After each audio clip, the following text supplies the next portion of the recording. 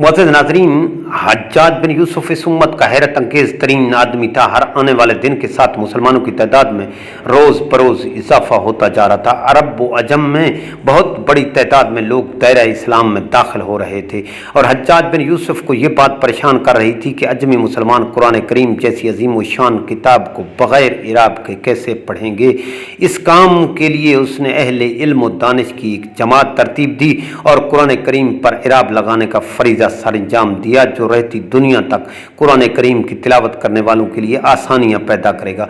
और यकीनन ये हज्जाज बिन यूसुफ की ज़िंदगी और आखिरत के लिए भी बहुत बड़ा कारनामा है। हज्जाज एक तहज्जुद गुजार आदमी था, अक्सर रोज़े से रहता। इसकी एक ख़ास बात यह भी थी, वह हद दर्जा मेहमान नवाज आदमी था, खाना कभी भी अकेला नहीं खाता था। एक दफ़ा सफ़र में था, खाने का वक्त हुआ तो तोशा खोलने से पहले उसने अतराफ में नज़र दौड़ाई, उसे एक चरवाहा नज़र आया। हज्जाज ने उसे बुलाकर कहा कि तू मेरे साथ दोपहर का खाना खाएगा। चरवाहे ने जवाब दिया, मैं रोज़े से हूँ। हज्जाज बिन यूसुफ ज़ोर से हंसा और बोला कि एक मुसलमान की दावत नफली रोज़े से ज़्यादा अफजल है, इसलिए तुझे रोज़ा तोड़ कर मेरे साथ खाना पड़ेगा। अमादुद्दीन, जिसे दुनिया मोहम्मद बिन कासिम के नाम से जानती है, वो इसी हज्जाज बिन यूसुफ का दामाद था और दीबल की बंदरगाह से आने वाले मुसलमान मजलूम लड़की के ख़त के जवाब में उसने अपने 17 साला भतीजे और दामाद को कूफा से हज़ारों मील दूर दीपल भेजा ताकि मजलूम और बेकस मुसलमानों की दाद रसी की जा सके।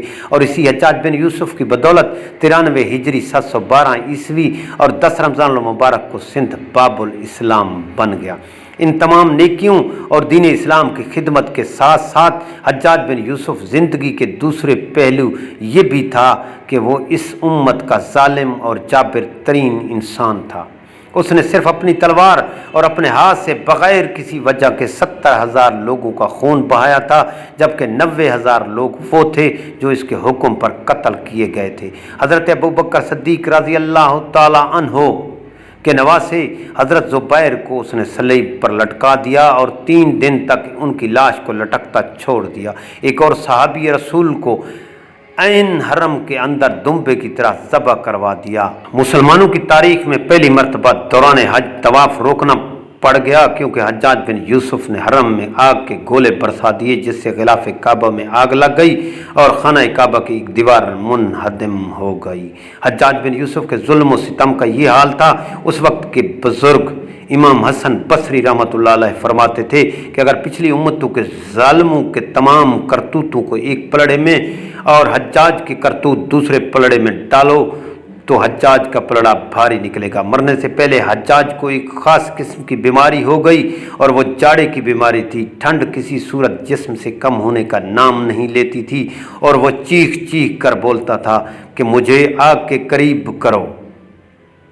आग से करीब करने की वजह से उसका जिस्म जल जाता था, लेकिन उसकी ठंड फिर भी नहीं मरती थी।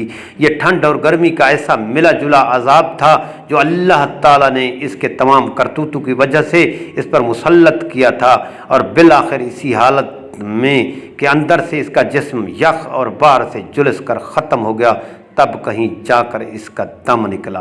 नाजरीन, इस इंफॉर्मेटिव वीडियो के बारे में कमेंट्स ज़रूर कीजिएगा। हाँ, अगर आपने हमारा चैनल धरती वॉइस सब्सक्राइब नहीं किया तो प्लीज़ हमारे चैनल को सब्सक्राइब ज़रूर करें ताकि इस किस्म की मालूमाती वीडियोस आप तक बर वक्त पहुँचती रहें।